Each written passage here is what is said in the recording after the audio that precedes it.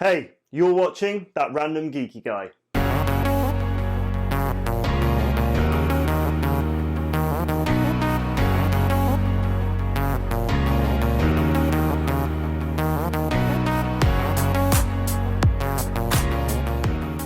So, here we are again with another product overview, and guess what? It's another Razer product.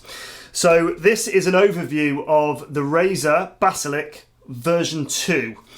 Before we get into that, I should probably explain why I look so warm. It's not because I've been for a run. As you probably can tell, I've not been for a run for some time.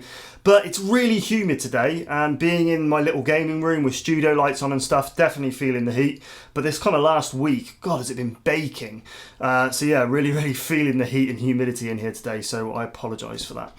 So let's get into what this looks like. So it's Razer packaging. So, surprise, you've got a lot of green going on as well, and a lot of marketing, a lot of bits and pieces sat around this. We'll talk about some of those bits in a minute.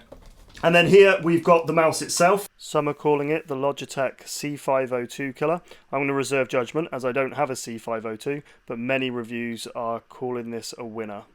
I'll give you a walk around the mouse itself in a second. We will talk about some of its unique features, or should I say changes, versus what I had prior to this, which I said was the Death Adder Elite. It was the standard version, not version 2. And kind of what drew me towards getting this. So let's start with the big one, the thing that I really liked. So this has what they call, this is their marketing point, is the Razer Optical Mouse Switch. So the switches under these, rather than being mechanical switches, which is what the Death Adder was, and a majority of mouses are out there, it's an optical switch which has a light beam, a laser beam, whatever it may be, that this actually breaks as it goes down. And their marketing spiel is that it's up to 3 times faster than using a mechanical switch. Now, obviously this isn't a review, it's just an overview, but my initial impressions using it in FPS games like CSGO, yes, it does feel a bit quicker, which is pretty cool, and it's a good thing to see. Other than that, the other change as well is this has got 20,000 DPI rather than 16,000 on the Death Adder.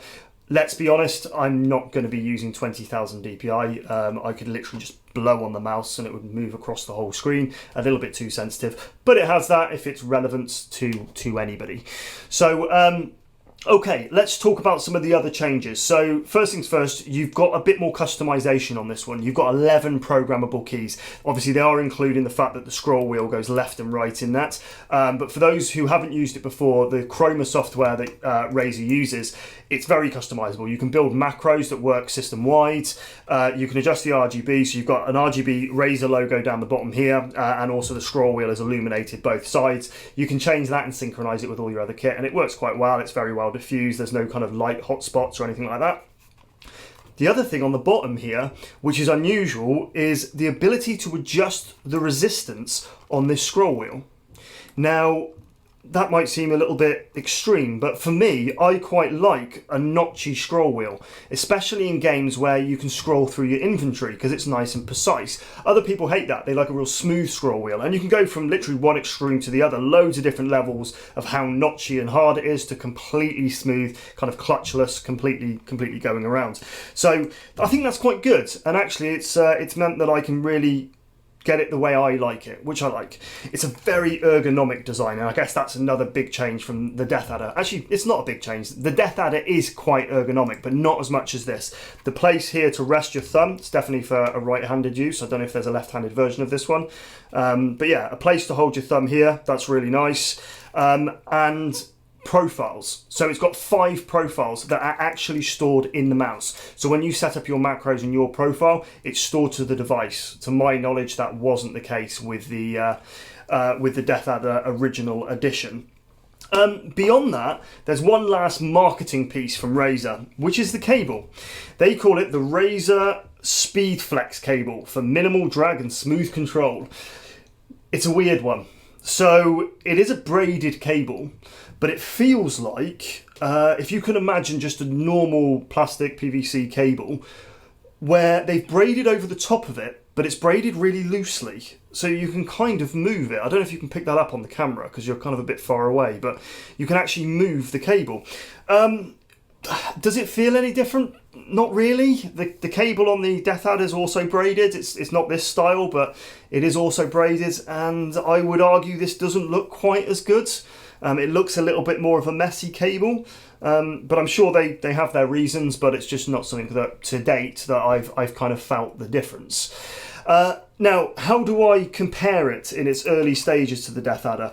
I really like it. I really like how well it moulds to my hands. Now, I must admit, I don't have the biggest hands in the world, but I don't know how well you can see that on the camera, but it kind of fits well for me. And I guess you need to try it yourself and see how it fits for you as an individual, but I'd probably call it a medium to large size. Now, it would work because of how long these switches are. It would work if you have shorter hands, and it would work providing you don't go over the top unless you go into the whole high-speed claw design. It would work with longer hands as well. And definitely that design, they've definitely taken some stuff from the Logitech one there, haven't they? But I say, overall, it's a nice mouse. It's very light, very, very light. In fact, it's lighter than the Death Adder that I had. And yeah, it's a good mouse so far. Now, a big important thing to watch out for with this, and it's the same as with the Razer Kraken Tournament Edition headset that I've reviewed previously. Keep an eye out on prices. The prices fluctuate a lot. At the time of filming, this one in the UK on Amazon is $79.99. I bought it a week or two ago, so not that long ago, and I think I paid 62 or 64. Essentially, there's a lot of offers, as there often is with Razer equipment, so make sure that you look out for that. Now, long term, I will do a more in-depth review of the mouse, but I'd love to hear what you're using. So what mouse do you swear by? Stick that in the comment section below. You will notice that I'm using a wired mouse, and obviously I used the Death Adder Elite before, which was also a wired mouse. So I haven't used a wireless one. Now, obviously, a lot of other tech news channels and tech review channels, they've done kind of tests between wired and wireless, and a modern wireless mouse is just as responsive as something like this with its 1000 hertz polling rate and its 20,000 DPI and being wired. It's just as responsive. So a lot of people would suggest that now, other than cost, there's not a big reason to have wired over wireless. But that's kind of my experience. I haven't gone down the wireless route. If you have, let us know about your experience in that comment section below. Other than that, that'll do for this overview. If you've got any questions about the mouse that you'd like to be answered in its full review once I've been using it for a few months, again, stick that in the comment section below. I'll be sure to answer any questions that you've got. Other than that, I'd love to hear your feedback. Give me a like, give me a dislike, whatever it may be. Stick your comments in the comment section. If you haven't already, please subscribe and hit that bell icon so that you can get notified for all future videos. Other than that, thanks very much for joining me, guys.